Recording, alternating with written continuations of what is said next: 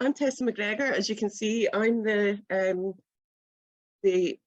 my job title has changed quite a bit, but I'm the sort of audience finder person in Scotland, and I kind of know quite a few of you from before, during, and after, and some of you I maybe don't, but yeah, anything to do with our platforms, Audience Finder Answers and Audience Finder Original, I'm your sort of person for that. And the Insights team that are joining us today, all three of them, it's three people that cover all insights for the whole of the UK, believe it or not. So they do an amazing job. Is Oliver, Mantell, Elise. I never know how to pronounce your surname. Later, Elise. That's all right. And Isaac, Key-Lavelle. So yeah, our session's probably going to last about an hour and a half, maybe a bit longer. There'll be perhaps a breather in the middle, because it is quite a lot of it's great data, but it's quite a lot to absorb this session. We have done sessions for other bits of Scotland. This is the last of 4 that we've done in this tranche. But just to say you'll know when you signed up what area we're talking about. Today we'll be talking about South Scotland and West Scotland. Now, in context, the areas that we've split Scotland up into 7 sort of chunks, if you like. So there's Central, which includes kind of Dundee, Perth, Stirling, that kind of area. There's East Central, which includes Edinburgh mainly, and a bit of East Lothian, obviously, and a bit out towards Livingston. There's Highlands and Islands, which is kind of self-explanatory. There's North East Scotland, which kind of includes everything kind of after Inverness, that includes kind of Aberdeen.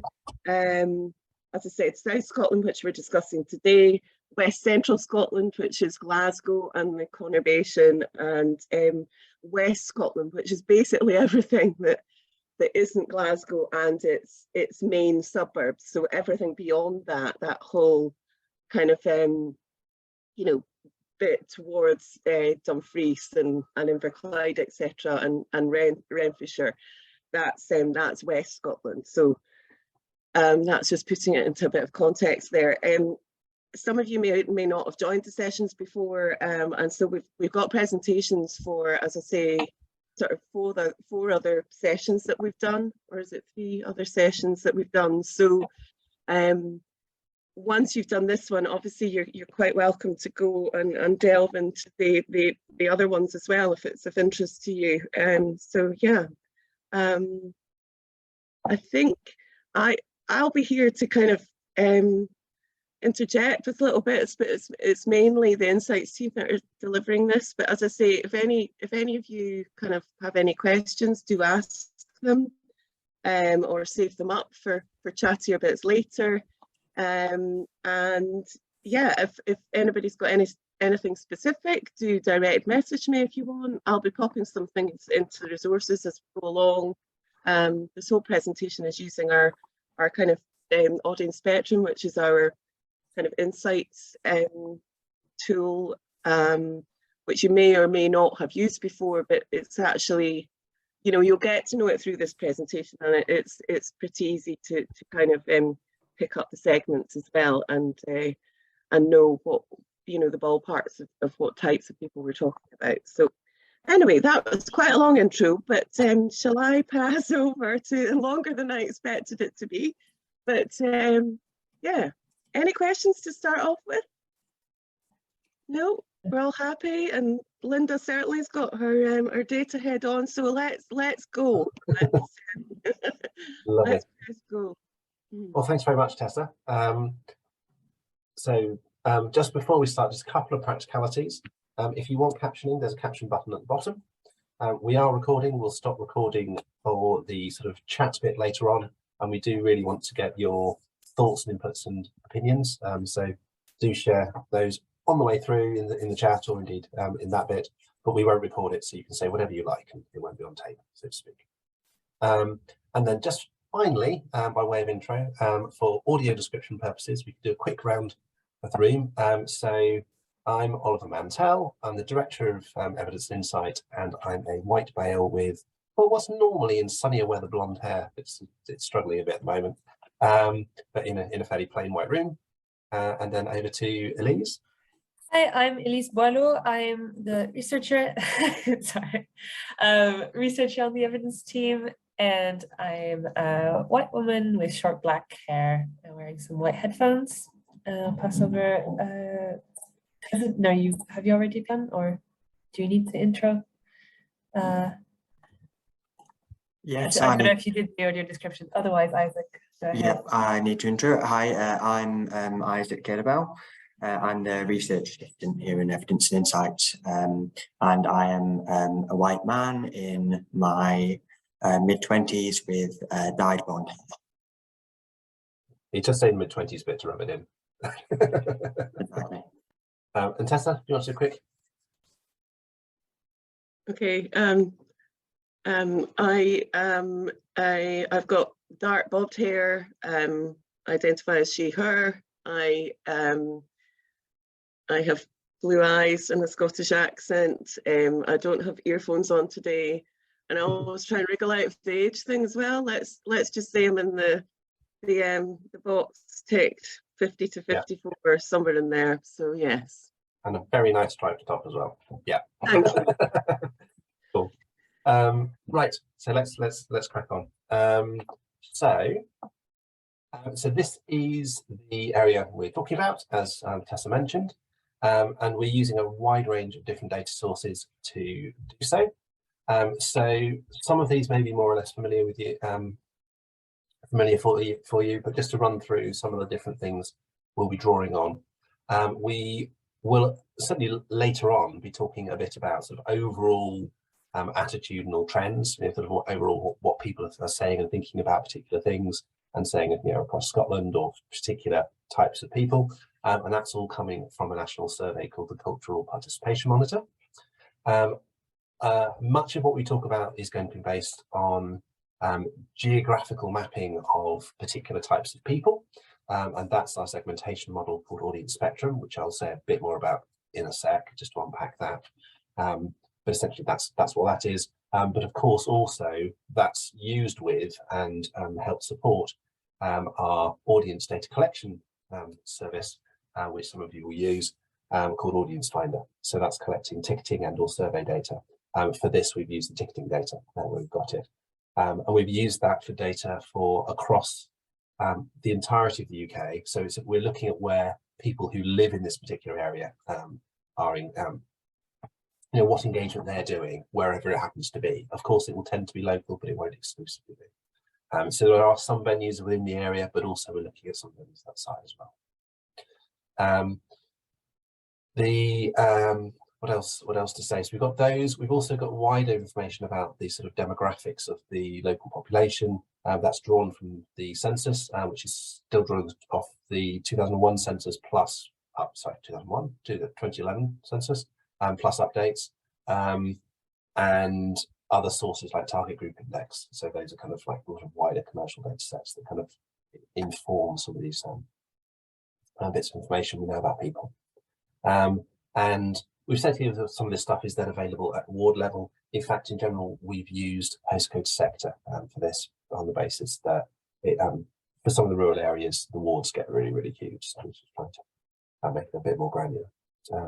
But when you see all the mapping, just remember that obviously some of these postcode sectors might be relatively small populations with quite big areas. You end up with big splodges of colour that really don't mean as much as some relatively smaller splodges in the more densely packed areas. But that's what we're using to talk about it.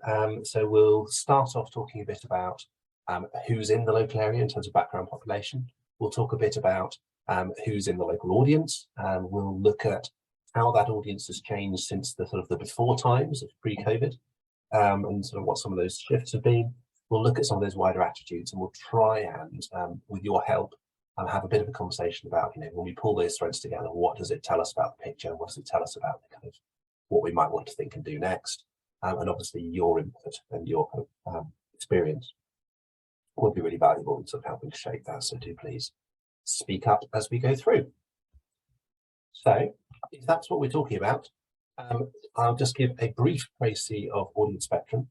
This will be very familiar to some of you, for which I apologise, but a lot of the rest won't make a lot of sense if you don't know anything about it. So I do sort of probably do need to cover it a bit. So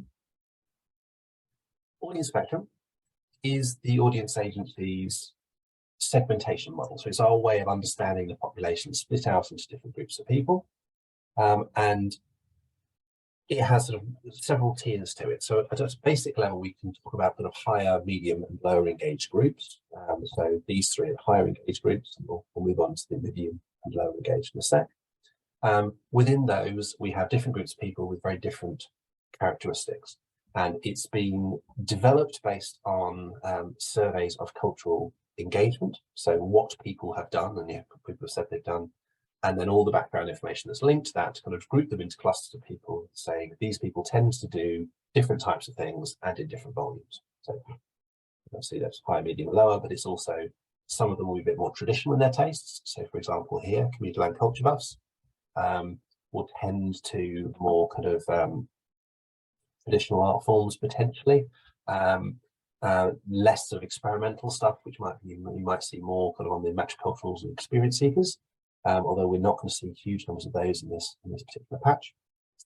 Then when we start to look at the medium engaged groups, we've got essentially a couple of groups with large concentrations of families, so dormitory dependables, trips and treats, who tend to be a little bit older, a little bit further out in the first case, dormitory dependables, or a bit younger, maybe slightly more moderate income, and maybe sort of edges of small towns in the trips and treats case, and then home and heritage, who tend to be sort of, generally speaking, a bit older, more rural, more of a heritage interest potentially.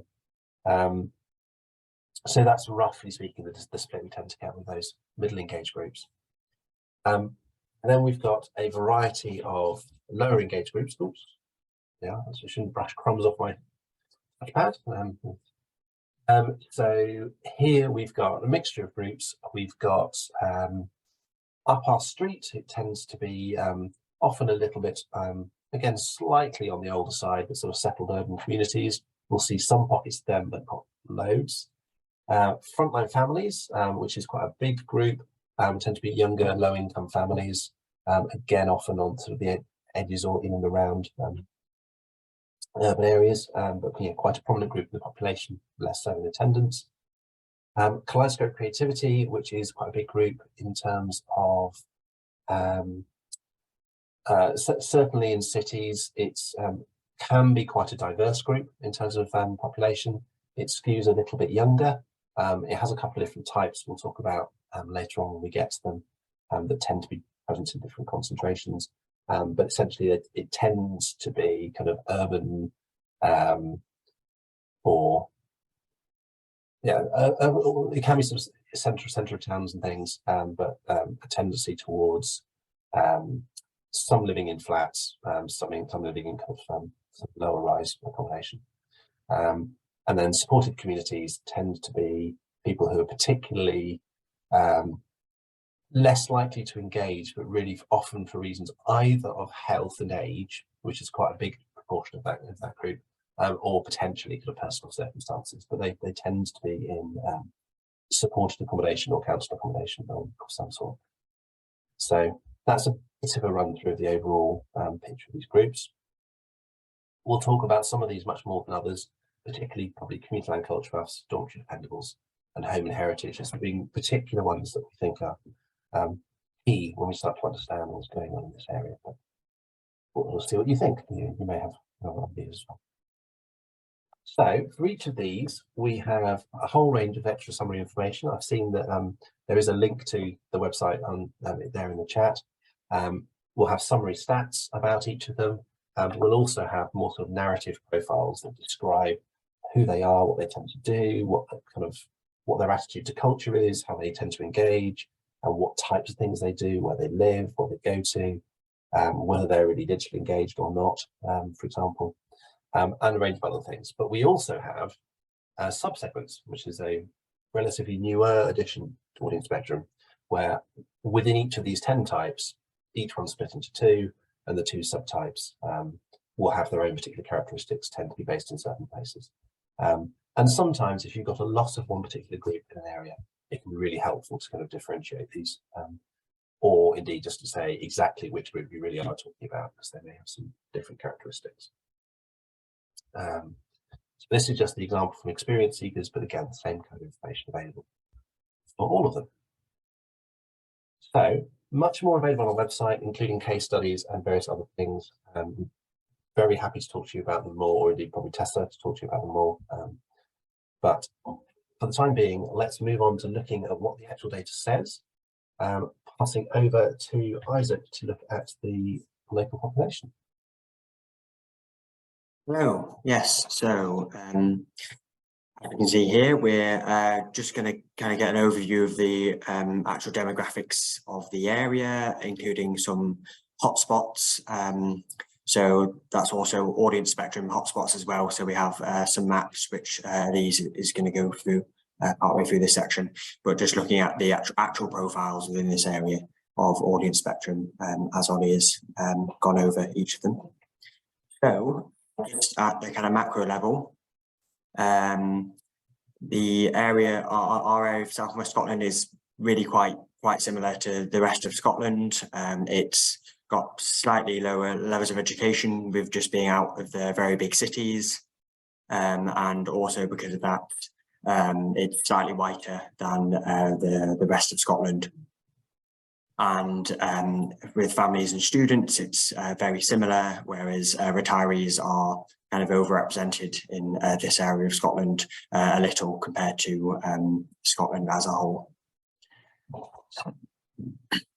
Yeah, so onto the actual spectrum of the whole area. So as you can see here, the lower engaged segments relatively dominant. They make up basically half of the population, with especially Kaleidoscope creativity with being our highest segment, but that's closely followed by some of the middle engaged segments like dormitory dependables, which is almost as high as Kaleidoscope creativity, with sort of a smattering of the other segments. As Ollie mentioned, commuter and culture buffs are quite common in this area, so that's the kind of one segment from our higher engaged group that's got a fairly significant percentage in this area overall. We can move on to a bit more detail. Next slide. So, here we're just looking at the actual spread by our 4 areas of because of course being quite different areas, they have quite different profiles within them of the segments. So we see Ayrshire has higher proportions of these low engaged segments compared to the rest, where you can see the increasingly dark blue going up much higher on this graph. Whereas we see in Inverclyde and Renfrewshire, there's where we've got a sort of a fairly significant contingent of the higher engaged segments being commuter and culture buffs in this bright orange colour. So they're two kind of areas that are quite almost opposites in their profiles in some ways, and the other two are kind of a bit more in the middle in terms of their profiles, in terms of a mix across the different profiles. And if I can just jump in to say, we'll share the slides, and there's a data table that gives you all the actual percentages. Yes, exactly. Yeah, I was going to say, if we didn't mention, we will share the slides, so don't worry about memorising or absorbing all of these figures we're throwing at you. This is just a way of trying to first pass explain them. Yeah, so as you can see, the areas are quite different, which you'll see as we go throughout on the various different outputs that this is why we've separated them into 4 areas. Yeah. And particularly, I think it's quite interesting that Dumfries and Galloway, a really big chunk of middle engaged groups. Yes, middle engaged groups are all 3 are fairly highly represented, including this home and heritage, this much older group, which we see as some quite big changes we see throughout the pandemic that we'll go into a bit more later. So yes, 4 very different areas.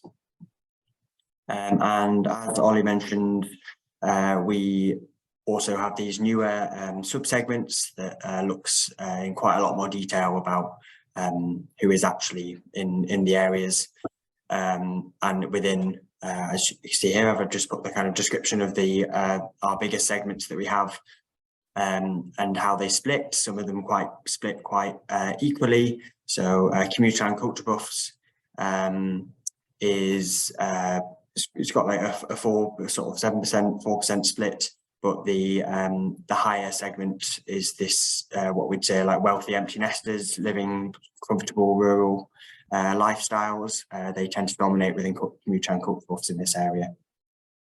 Whereas creativity, which we'll hear a lot about throughout. Our kind of one line on this is hard pressed singles in city tower blocks. Of course, in this area, it's less city tower blocks, more kind of towns, centre of towns. This K2 segment tends to be a bit older, a bit less settled, and you can see it's really quite dominant within the climate creativity, being 12% versus 4%. And yeah, just the dormitory dependables are tend to be more of the D2, like settled, comfortable residents. It's sort of enjoying a regional life, but they're not too dissimilar from the D1 segment. The other thing to say about that K2 segment is I think they're super online, even more than the other. Yes, than the one segment. Yeah, great. Speaking of which, so just a bit more about areas. As you can see, in all the areas apart from Scottish Borders, where it's more of the K1 settled and diverse urban communities, so fairly dominated by these this second segment within in the Inverclyde area, more so even than any other. But all of them have a pretty dominant on this. Mentioned these kind of quite hard pressed people living in we suspect the centre of towns and flat blocks, and but not in sheltered accommodation or anything, and there is definitely some opportunities there. They're certainly engaged in some particular kinds of art forms, at least compared to others, which we'll go into a bit later. I guess a little bit tendency towards smaller households, I think, in that K2 group. So maybe some in the borders, maybe it's slightly. Yes, rather than big family groups. Yes, in K2. Great. And then just kind of an overview summary of our areas, just in terms of how many people are actually in them. So the Inverclyde and the Ayrshire areas are very similar in terms of about 350,000 people. The Inverclyde area that has the most, or we say the highest percentage out of the 4 areas of dormitory dependables, a very high commuter and culture buffs, and it's also highest for families and students. Unsurprisingly, we've been not too far away from the Glasgow area. Ayrshire, we see the kaleidoscope creativity is see it's high in quite a lot of them, but it's especially dominant in Ayrshire as a segment. Ayrshire is also highest in the D&E social grades, so on the grades of like socio-economic categories, with D&E being the lowest, with sort of showing some kind of levels of deprivation.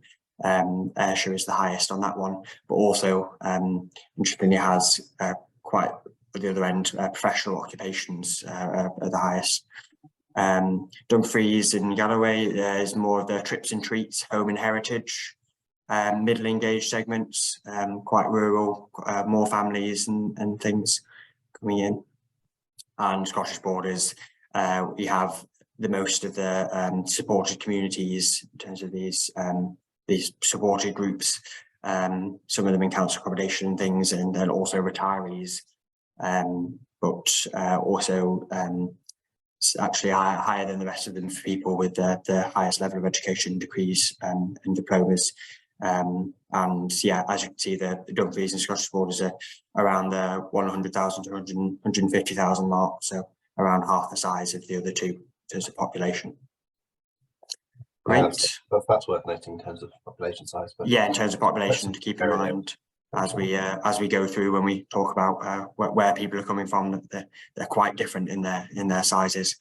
Yeah, so that's just an overview of the population, and I'm going to pass over to my colleague Elise, who's going to actually talk about mapping the actual hotspots of where these groups are from different levels, basically. Thank you. Thanks, Isaac. Hi, everyone again. And yeah, we're going to look a bit more still at the population, but this time through the medium of maps. And I want to say, just to start, that this is really fun for me to look at this on the map, because I actually spend quite a lot of time in this area in the summer. I did a long cycle trip around the coast of the UK, and so I went all around Dumfries and Galloway coast and Ayrshire, and then took a little shortcut through Arran, and then joined again on the other side just before Northumberland. So yeah, it's fun for me to have a look at the data behind the area that I camped through, essentially. But so we're looking at retirees here, and by postal sector. So we have a little bit more granularity. So as we saw just before, it was Scottish Borders had the highest percentage of our 4 areas, but really we can see by postal sector there's a bit more, it's a bit more spread out, and we do have these hotspots in the Scottish Borders, especially around that area around, I think that's Coldstream Town, Kelso area. But we can see in Dumfries and Galloway there are some hotspots around that Whithorn Peninsula and Newton Stewart, and also then in the south of Ayr and Arran as well, as quite high levels of retirees. And just to give context here, you've got the legend on the side. The level across Scotland of retirees, the percentage is 11%. So you can see a lot of areas that have up to double the amount that there is across the nation. So this just gives you a bit more of a picture that if you're looking at engaging audiences from these areas, and depending on the art form that you're programming, this might give you some more context. So this is the picture for retirees, and we're going to contrast this looking at families now. And again, we had the national, well, the Scotland average around, I think, 23–24%. And we can see here we go up to 40% in those areas around Renfrewshire and Inverclyde and in North Ayrshire. So there is, again, here a lot of, it's quite spread out, but it's a little bit more flat than the retiree map. So we have a lot of areas that are this sort of middle color that are towards the middle average, keeping in mind again still that of course some of those larger areas that will appear like more prominent on the map are more rural and therefore have smaller pockets of population. But so really what's interesting here is those pockets around the more urban settlements of Glasgow and Edinburgh, so pushing towards the north of the map and in the north of Ayrshire. And there we can probably know from piecing together information from what we've heard so far and what we're going to hear later in the presentation, there are different types of families, depending if they're in those Renfrewshire, Ayrshire areas, or closer to getting closer to Edinburgh. And so on. So this is just to kind of contrast these two groups, retirees and families, and that might start to give you a picture of really the makeup of the population of the area. And now we're going to look at maps of our segments. So this is dormitory dependables, the middle engaged segments. They make up a really large part of people across the UK. And you can see here the concentration, the highest postal sectors, it goes up to 60%. So we have some pockets of really high concentrations of dormitory dependables in the area. And we can see that they are towards Dumfries and towards those slightly more urban areas to the north of Kilmarnock and in Renfrewshire and Inverclyde. And again, pushing towards the north of the Scottish borders, towards Edinburgh. So this really kind of shows you where those dormitory town settlements might be, and those more dependable audiences with the more traditional tastes, and they are slightly wealthier as well than some of the other segments that we're going to look at. And for example, the other map that we're contrasting this with is the other dominant segment of the area, which is kaleidoscope creativity. We saw the split between K1 and K2, but this is just overall. We can see it's a lot less flat than the dormitory dependables map. There's more these sort of hotspots. It still goes up to about 56% in the highest postal sectors. So it's very concentrated still. And especially given that across the UK, I think it's 9% of the UK are kaleidoscope creativity. So we have some really high concentrations here. As we know, there are a lot in Scotland. And really where they are really to this southern and south and North Ayrshire, and that large pocket in Scottish borders, although that is larger areas that are more rural. So in terms of actual concentrations of people that might become bookers, those smaller, darker spots on the left side of the map are probably more significant to look at. But this is just sort of giving you an overview of exactly where on the map those audiences that we've talked about, where they are. And we can see that there's almost it's almost an opposite of where the dormitory dependables are, or where the kaleidoscope creativities are. When there's a gap in one of them, there's a pocket in the other. So that's one of the particularities of the area. Now, of course, we're not talking about all the other segments here. And to give you an overview at a very, very broad level, this very colorful map here is it's not a Christmas lights display. It's actually each color is a different segment on our 10 segment list, and you've got them all listed there on the side. And it's just showing you for each postal sector what is the dominant segment in that area, and that's just in the population. We're still talking about the population. So we're seeing, again, like we said before, those large pockets of dormitory dependables, and also a lot of areas that are dominant for kaleidoscope creativity, especially in Ayrshire there. But we're starting to see the fuller picture with the other segments brought in. For example, how home and heritage are really quite present on Arran and in North Ayrshire, and then all across the border and those more rural areas. And we have also these trips and treats little pockets. And interestingly, we have a lot of supported community really on the border, which we don't see that they're the lowest segment, because they're also one of the smallest segments in terms of actual size of the population. And we don't see them very often. So when we do, it's always interesting, but they are notoriously hard to engage because they're at the bottom of the list.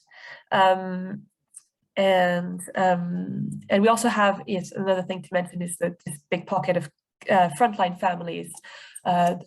Maybe I was talking earlier about some family groups that are wealthier and others that are less wealthy, and that can have impacts on how you engage with them. And so we have these frontline families. They're the more hard-pressed families, tend to be younger as well, younger groups, and it's the south of Kilmarnock and towards that sort of middle area in the hills and all that, I believe.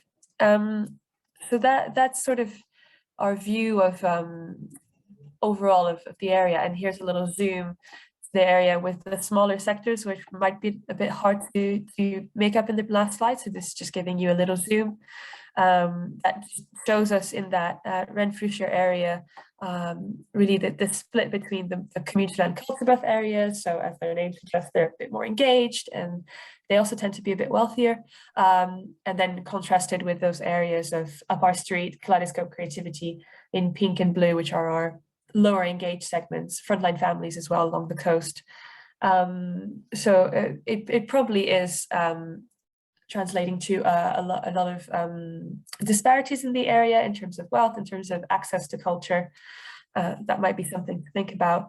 And again, our strip of home and heritage on the coast. Home and heritage, it has a lot of, it translates a lot to retirees, and yeah, it might be perhaps expected that there's more retirees tend to move to coastal areas. We do see that quite often.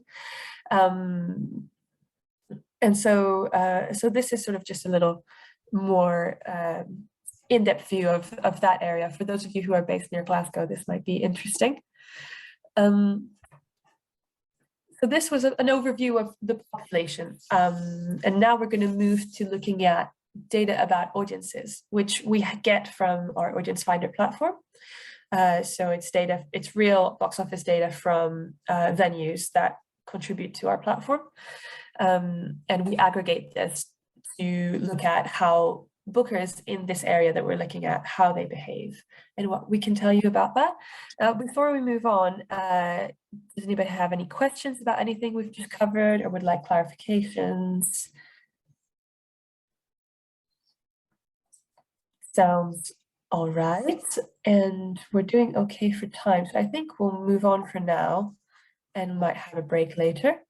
So as I said, we're looking at bookers, and to just start, we're staying with our model of our 10 segments audience spectrum, and in gray there you've got the profile we looked at the start that Isaac showed you of the profile of people in the area, and now with the colorful bars it's actually the profile of bookers. So we're contrasting who actually lives in the area against who's actually visiting, who is actually attending, with the caveat that obviously we don't have all of the venues that exist that contribute to our platform. So it's not a full view, but we do have about 800 contributing organizations across the UK. So it's pretty full, and yeah, it's quite it's a robust really. And so what this contrast is showing us is really how engaged community land culture buffs are, despite being quite a small portion of the population. And dormitory dependables, second highest segment, is even more engaged actually. And they're both there at the top, towering over the others. And actually home and heritage are the third most engaged. And this is quite an important thing to note at this point, considering what's going to come a little bit later on in the presentation, without doing too much clickbaiting. But this is just something that's important to note for later on, and just how low those other higher engaged segments are, multiculturals and experience seekers. It really is community and culture buffs, dormitory dependables, together almost half of the audience. So any audience you're getting, almost half of them would be either community and culture buffs or dormitory dependables.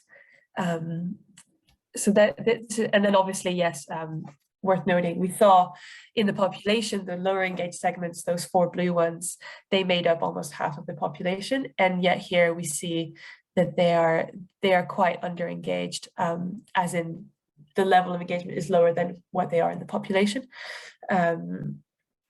So this is just a useful overview of where we stand and who is being engaged and who's not.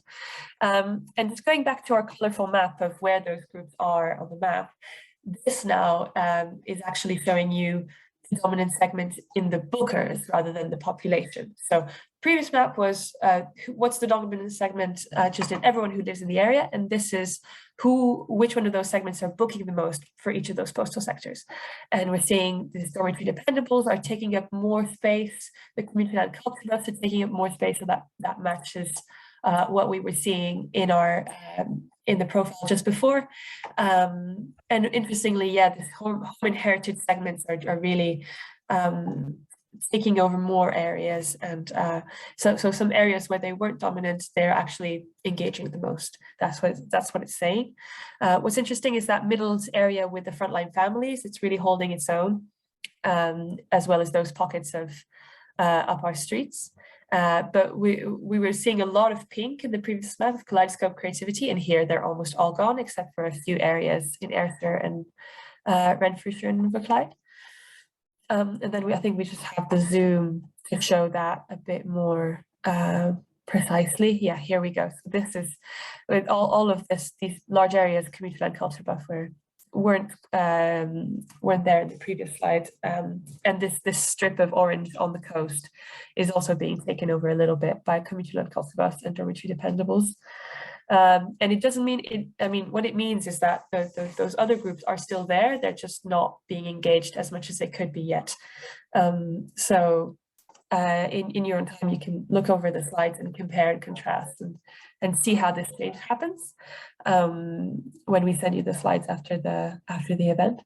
And in terms of, this is just quite flatly showing you, which segments, but in terms of what's the actual volume of bookers, the next slide will show us that.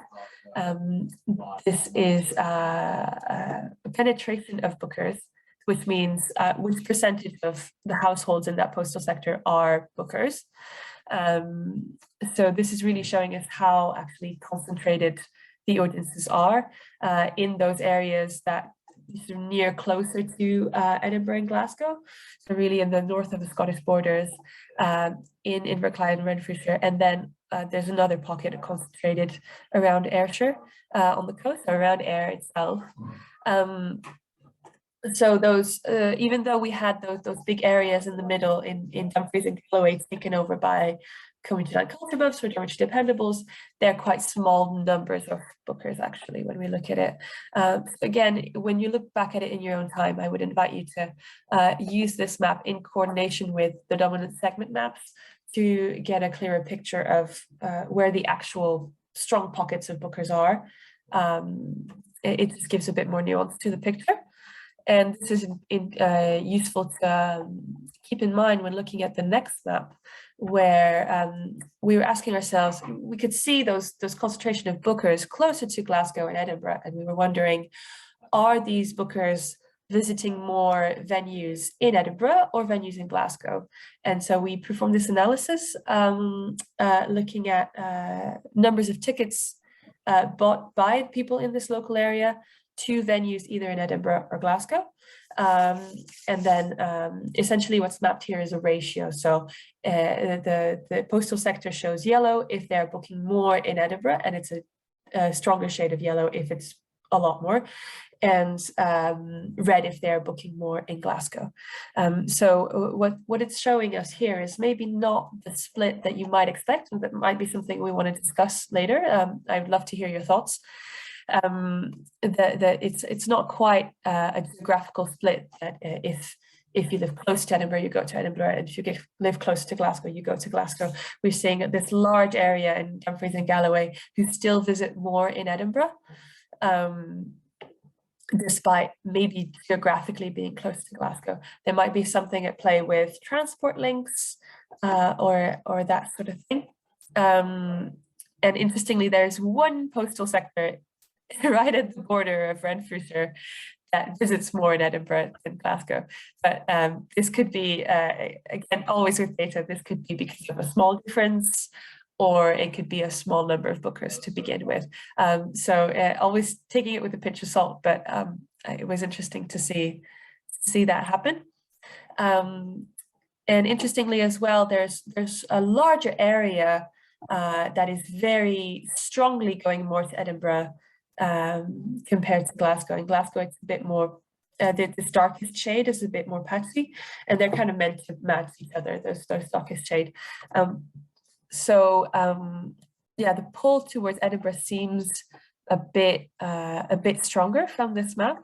And again, this might be something that's quite interesting, an interesting piece of insight strategically for you to look at if you're based either in Edinburgh or Glasgow, or looking at where these local audiences would be more inclined to go.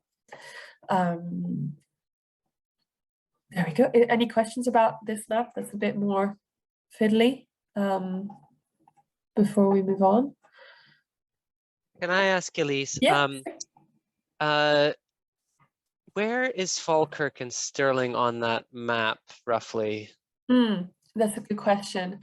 So actually, they are not in this area. They're kind of at the top above, here. Oh, they're in the top. Yeah. Oh, right. Oh, you're right. It's above that, isn't it? Yeah. Yeah. So they're not covered in this session. They would have been covered in our Central Scotland session from earlier in 2022.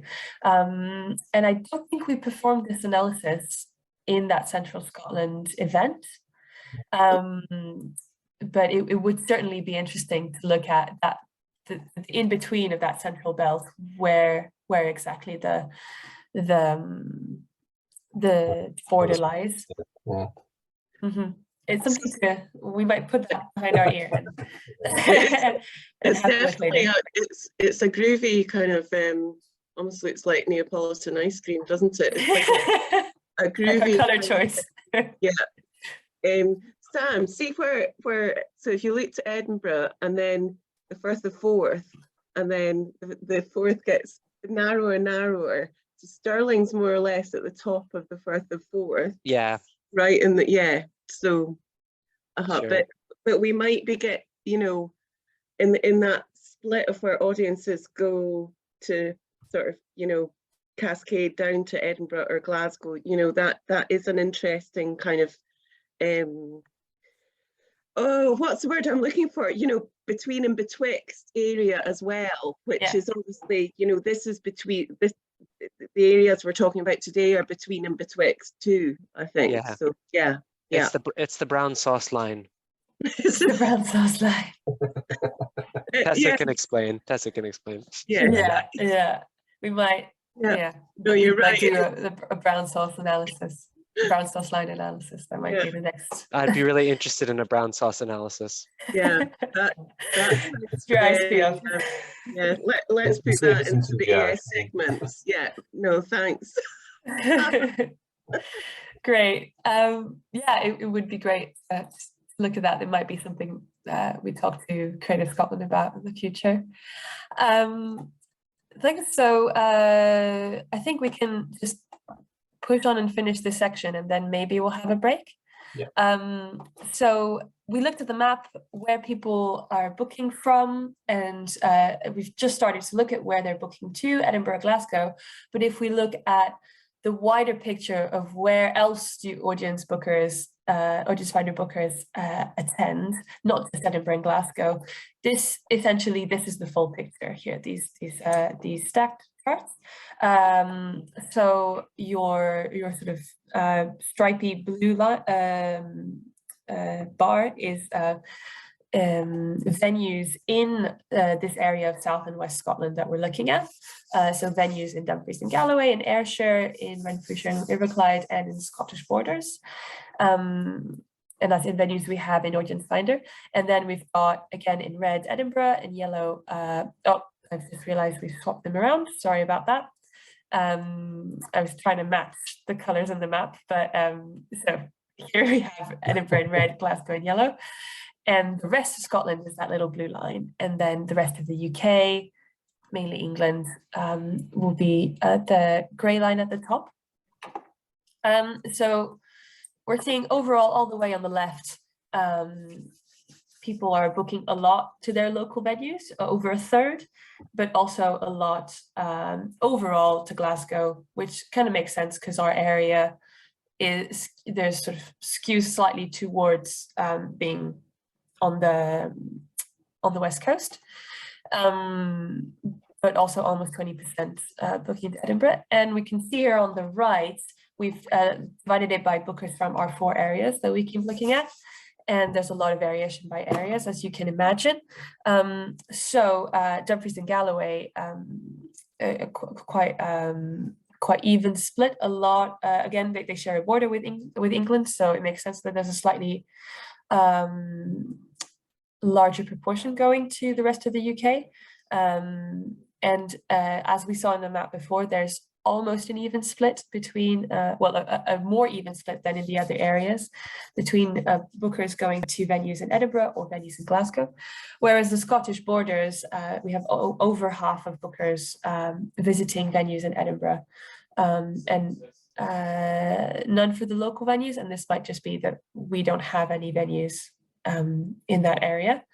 But also 33% visiting venues in England and the rest of the UK. And I can tell you that's about 24 or 25% in Northumberland alone. So it's still quite local, just the other side of the border, essentially.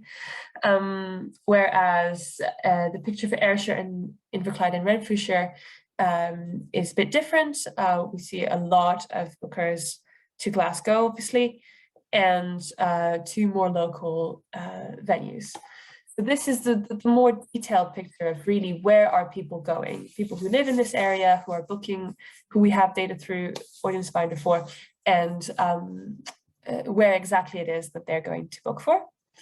Now, if we keep looking at the same parameters, but split not by booker location, but split by season, time of year, this is the picture here.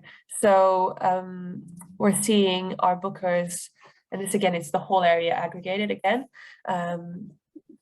So they're booking more locally in autumn and also spring and winter, and going a lot more to Edinburgh in the summer, which makes sense with festival season.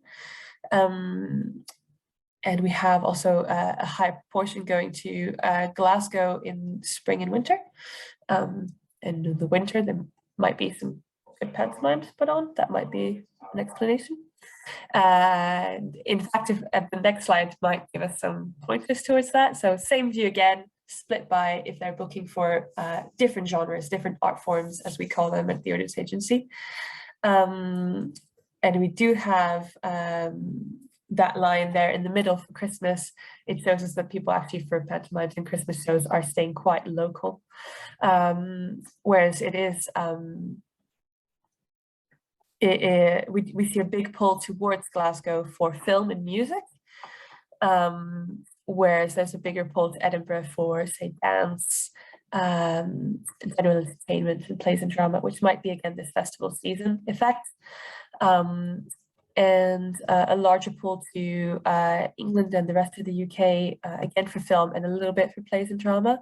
And this might be due to some venues on the other side of the border and the programming that they choose and so on. So this again might be quite a key chart if you are from a venue or an organization that has a specific focus in terms of genre or art form. This might give you some quite key insight into people from this area, what they're going to and where they're booking for. So that was an overview of booker behavior and habits from what we can see from Audience Finder. So the previous sections then we looked at the local population and the local audience and local audience behavior. So for this next bit, we are looking at how booking behavior has changed. Now, to be precise, and Elise will make whatever I say more precise if I'm wrong, but this is looking at the average of 3 years pre-COVID. 3 years, 2 years? 3 years, yeah, that's right. 3 years, okay, sorry. Ticket sales, 3 years. So ticket sales, 3 years pre-COVID, compared to a 12-month period running from November to October 21 to 22. We actually went to December to November, up to November 2022. It's written in the next slide, so it should be. Excellent. So I shouldn't be doing it from memory, is what you're saying. But essentially what we're looking at is a typical year post-COVID, with caveats around the word post, but since reopening, compared to an average of previous years. So we kind of see when things have moved one way or the other. And without giving too many spoilers, it has moved, it's moved differently for different things and different people. So overall, we've seen just over a quarter drop in tickets. We've seen huge amounts of variation within that figure. So this may or may not reflect what you've seen yourselves, but sort of on average, that there are that many fewer tickets being bought for a sort of consistent set of organisations within this area. Slightly lower drop in income. So people are on average paying slightly more, or charging slightly more, and depending how you look at it. And it's also been a bigger drop in tickets than it's been a drop in bookers.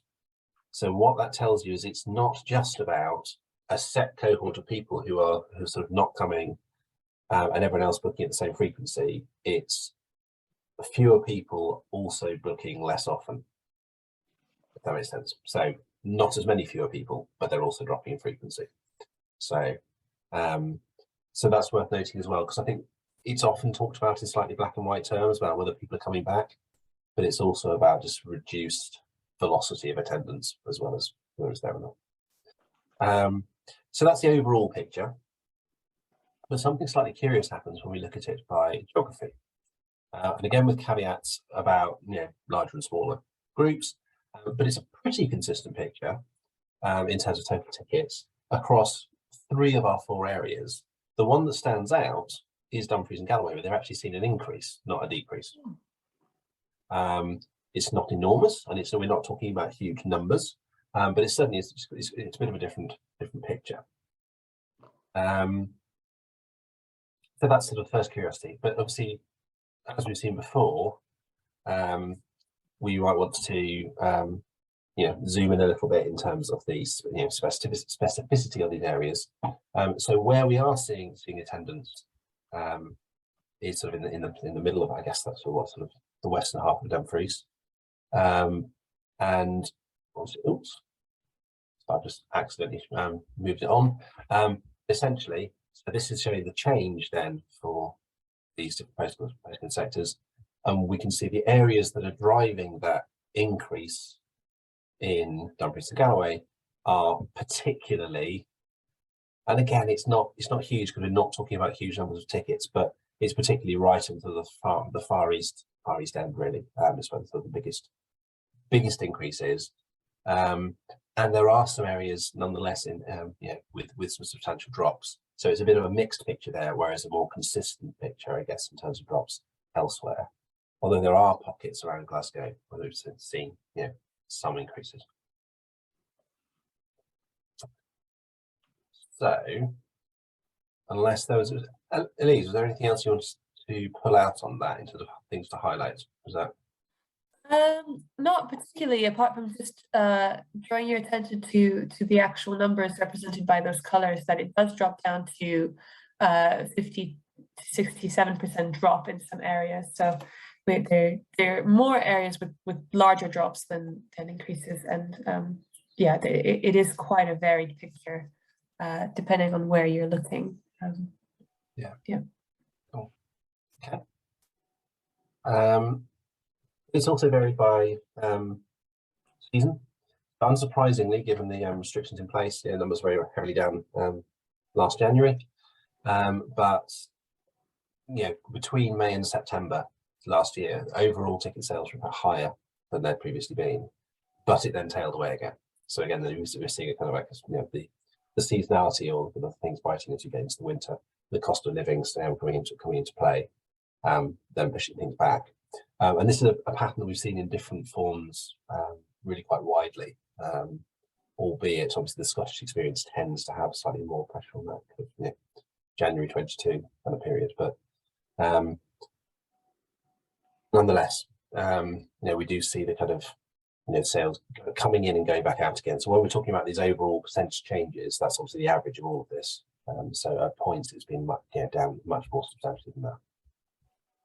And indeed, notably, quite a lot down in October. If we look at the profile and how that's changed over time, we've got sort of multiple years pre-COVID, and then we've got obviously that year where everything dropped, and then we've got as things have progressed since then. And this is showing the proportion, also the audience picture relative to whatever the figures for that segment were in 2016-17. So some segments were bigger than others, of course, but whichever they were, if we could say, well, for whatever that starting point was, have they gone up and down relative to there? And what this shows us is that in some cases, a very small handful of cases, they seem to be just about up from what they were. So that's really trips and treats, frontline families particularly. So we're talking about kind of mid to lower engaged family groups, essentially. Lots of the other groups, particularly the ones with higher proportions of older people, dropped heavily during COVID, like as all the others did, but then really haven't come back or come back in anywhere near the same numbers. Some of them as low as kind of 65% of the previous levels. So that's really quite a big, it's quite a big drop. Worth noting that in some cases, those segments weren't growing as quickly as the other ones even before COVID. So there's maybe something interesting going on there, that a lot of what we talk about in terms of what the transition has been driven by COVID, but it could be that there was a bit of a trend taking place already, which once you have a hiatus, that kind of maybe accelerates the trend as much as it just being about safety or whatever it is. And also worth noting that obviously some of these we're talking about relatively small numbers because they've all been indexed at the same level. So the really big segments like commuter land culture, staunch dependables, those are quite big movements of figures. Something like metroculturals, it's a very wavy line, hanging off the bottom now at the front end, but it's relatively small numbers, so it doesn't take much to kind of make that line kind of thrash around a bit. And so you have less focus on that really, and more on the ones we know that are the big key segments. But essentially, that's showing the kind of overall segment journey. It's much more spread out now than it was. This is the other thing to know, that it has gradually sort of diffused. Okay, and this is, if you like, the end point of that chart, shown in a slightly more user-friendly fashion. So this is looking at, so for local bookers, the proportion of attenders now relative to attenders before, and only one of the segments is back to previous levels, and that's experience seekers.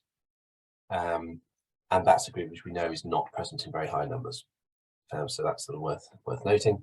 One of the groups we did say was quite highly present in the area was 15% of all sales before. It's home and heritage, where they're down around half. So in a sense, 7% of the drop in sales is that group on its own. That's what it was. Or a drop of 7% from sales is coming from them just on their own.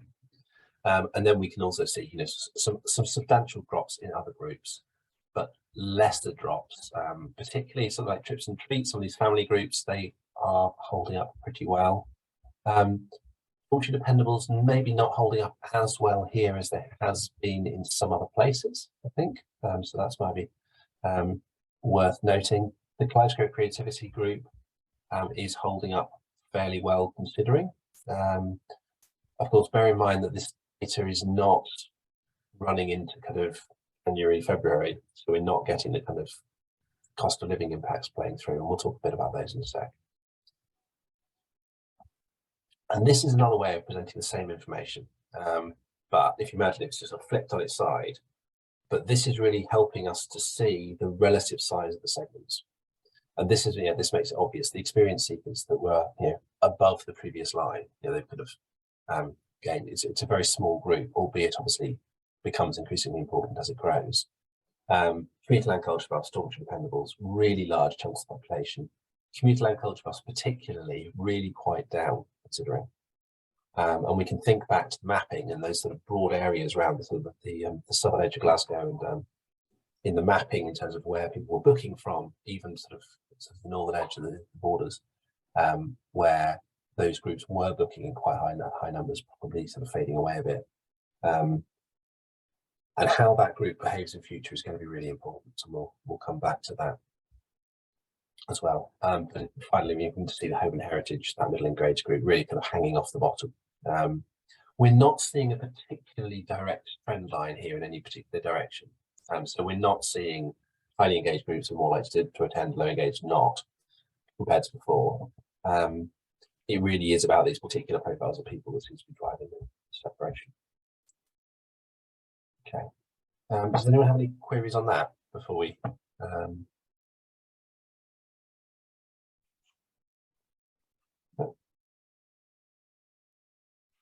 I just realised I haven't got the chat open. I don't know if there's anything in there.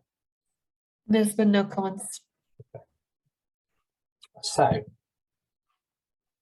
if that's the overall picture, obviously, averaged across the year, and we've seen it kind of like the tide come in and go back out again. this then is looking at what the new segment mapping is looking like in terms of dominant segment. So again, this might be one that when you get the slides, you might want to sort of to compare them directly. But as I mentioned, for example, this area in the middle where there were quite a lot of community land culture, sort of middle top, this sort of where now it's actually quite heavily, there's lots of dormitory dependables, because that group held up relatively better than the community land culture buffs. Yeah, still a quite large looking segment. So again, it might be a group worth bearing in mind. So we are seeing a bit of a shift. I think from memory, the Isle of Arran has switched to being trips and treats, as it wasn't previously. So we're seeing different groups becoming relatively more important in the audience as other ones recede faster. I think we've got, yes, a little bit more of a localized zoom, and again we can see around just edging towards Glasgow, but not there quite. And we are seeing pockets of experience seekers because they're holding up really well as a segment, but they're even growing, whereas the other segments fall away around them. So it ends up being a little bit more visible as a group. There are still bunches of community land culture buffs, but given how big a chunk of the audience they are, remember we said 46% of the audience was them or dormitory dependables. Both of those groups dropping substantially, particularly the most highly engaged one is potentially a bit of a challenge across the piece. And we're seeing that in terms of other segments breaking through as being the largest in various different pockets around Kilmarnock and so forth. Okay. Is that something in the chat? No, just okay. So check how we're doing for time. We've probably just got time for a little bit of a run through on some of the wider attitudinal things we've seen from audiences, and this is from the population monitor, that national survey we talked about. And obviously within that national survey, we have splits for Scotland and splits for all these different segments. So I'll pass over to Isaac just to run through those. Great. Yeah, so now for something completely different.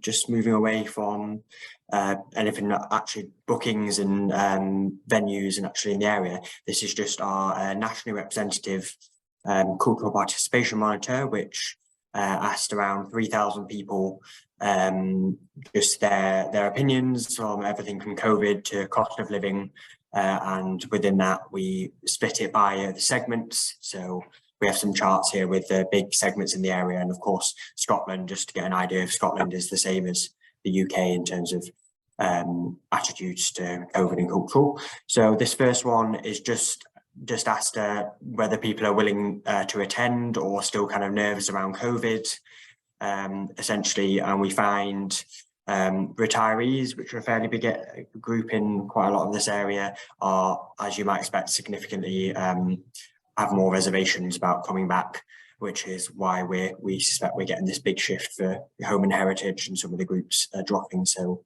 rapidly. That could be part of the reason. And as you can see, also some of the big segments in the area, like dormitory dependables and community and culture buffs are really get the top in terms of the segments, in terms of saying they're happy to attend and don't really have reservations about COVID, but there are still reservations amongst some groups. And that's an interesting one, slight paradox in that we see that they're not attending the levels they used to, but they're not saying that it's because they're not willing to. Because of COVID, yeah, they're exactly, they're slightly higher than the groups. Of course, still, as you see, there's still significant proportions. This is only like up to 2/3 maximum or less that are saying they really have no reservations, but it's probably more positive for some of the segments in your area, really.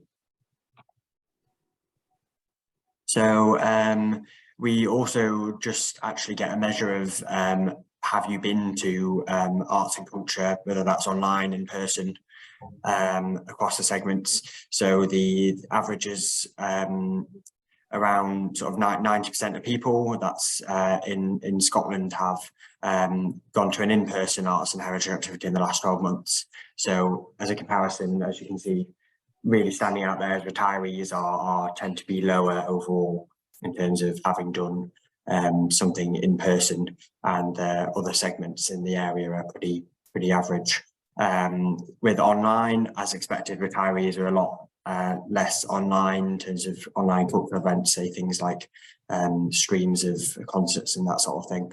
On this, it's interesting, ties to creativity are much higher in online and heritage activities, way higher than the averages.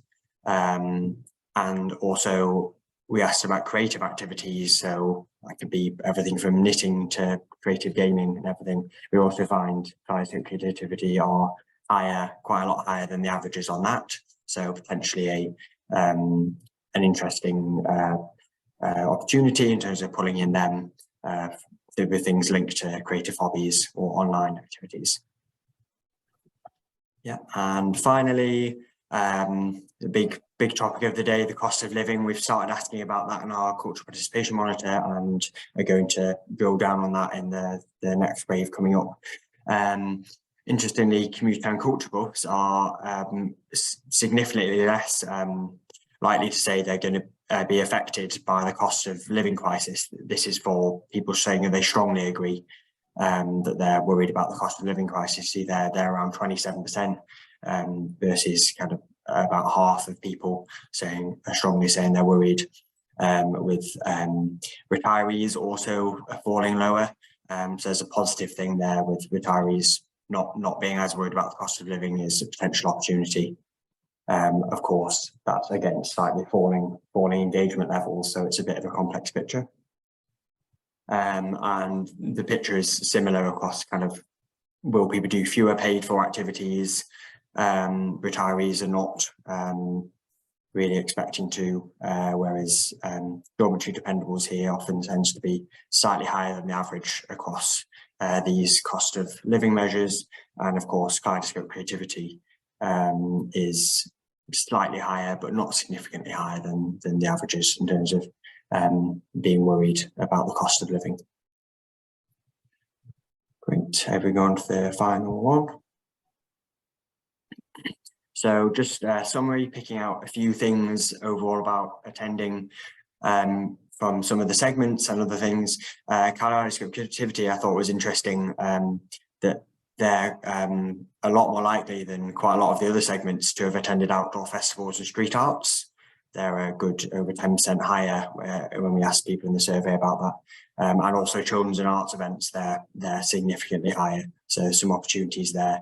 That's pre-pandemic and the last 12 months, they're still going strong on those. Community and culture clubs thinks are most likely to think it's time to live normally with the risks of COVID. Seem to be pretty relaxed. And as I briefly mentioned, dormitory dependable was there actually at the top for saying they're happy to attend just sort of without reservations. But that's closely followed by community and culture buff. So it's some interesting opportunities in the area that when we're categorising these people in the survey, these big chunks of the area are less likely than the population we find to be worried. And overall, some bigger demographic groups, younger people are most likely overall to have attended arts and heritage recently, and also families, previously highly engaged, like the metroculturals, and those without disabilities. We always find that there's those with some form of disability are less likely to have attended. There's a bit of a gap, and just that to say Scotland overall is mostly in line with national averages. Around the rest of the UK and everything in terms of engagement, but slightly more cautious about COVID-19, perhaps as a sort of an artifact of the differing restrictions, stricter restrictions that lasted longer in Scotland. They're a bit more cautious, but not significantly so. Great, I think that's everything from our cultural participation monitor, but keep an eye out for the one coming in the not too distant future. We'll have another wave of this asking us some more specific questions. Yes, in fact, he went to fieldwork, what, 48 hours ago? So we are literally gathering responses as we speak, so we'll be able to update. And particularly because that cost of living information was from sort of September to October, just as some of the cost of living stuff was starting to bite. But just before lots of the big big announcements in terms of government measures and so forth. So yes, it would be interesting to see how that's moved. And so what I was going to do just for the next couple of minutes was try and pull together some of our thoughts in terms of how this overall picture we presented to you with all these different stats and graphs or whatever, what the key threads that come out of that are, and what we see as some of the big questions and challenges. But equally, do please gather your thoughts and to share your experiences and how things are, which audiences are doing what your kind of plans, hopes, concerns might be. So we can kind of discuss that. But if you like, as a starting picture, here are some thoughts from us about what this might be looking like.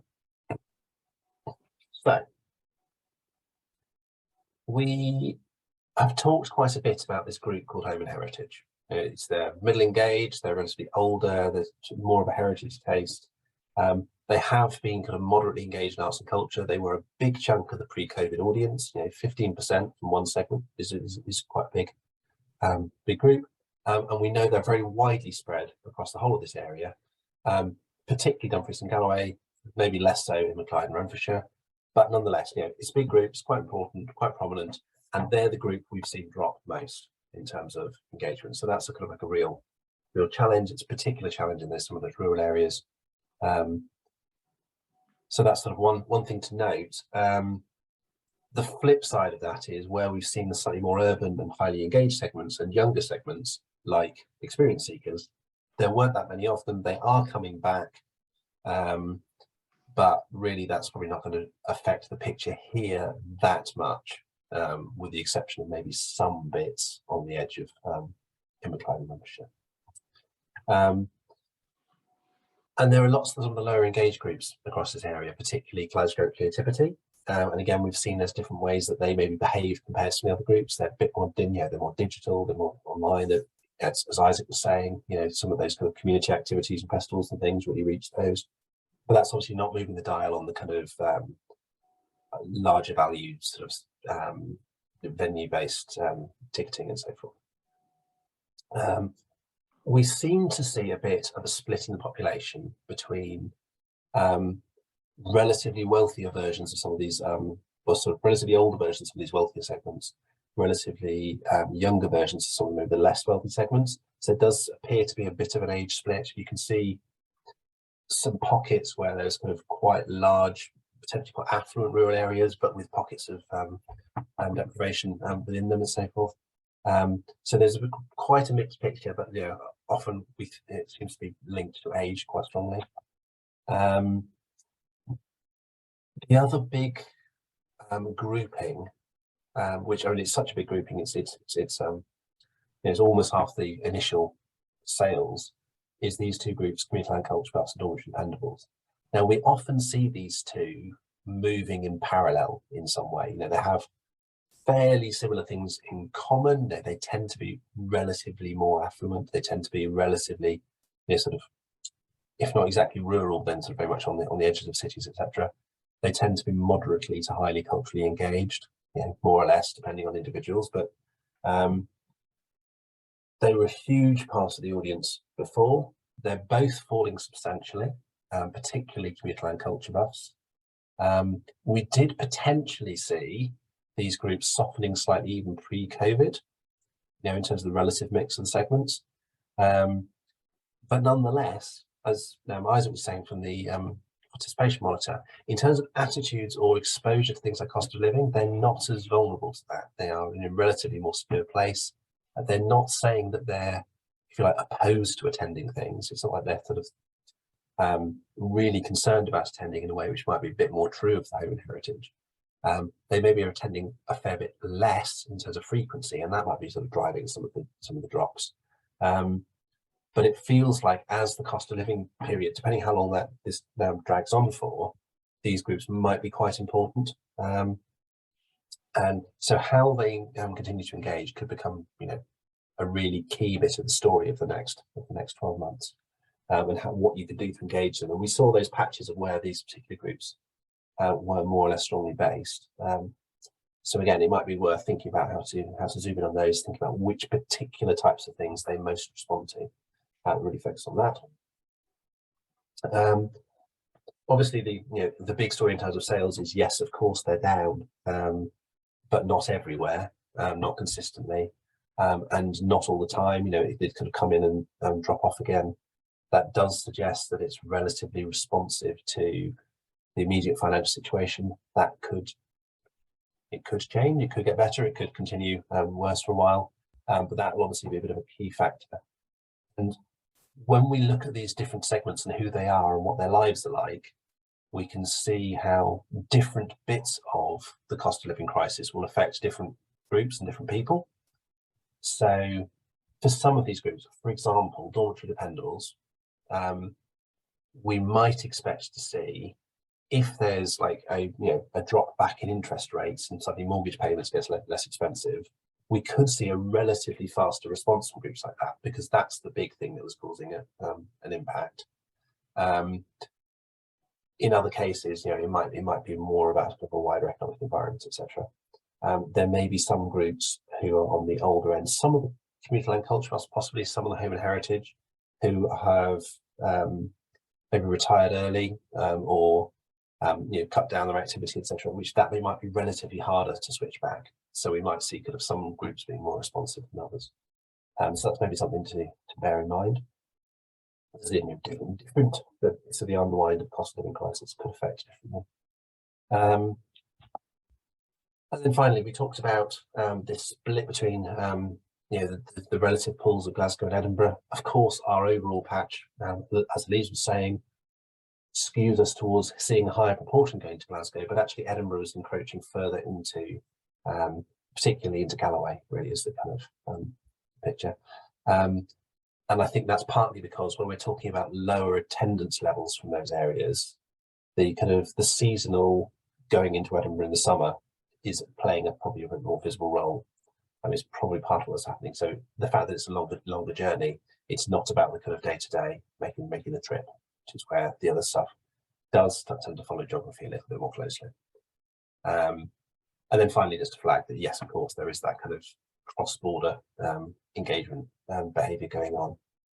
Of course, in both directions, albeit we're not looking necessarily at that here so much. We don't have lots of data from Carlisle, for example. We don't have venues in Carlisle, but there aren't large-scale venues in Carlisle in that sense. So it's not like there's a big theatre that we're missing. There are some small theatres, but nothing huge. So we are seeing it's more kind of Northumberland, Berwick, that kind of area that's drawing engagement from the borders. So that's the overall picture as we saw it.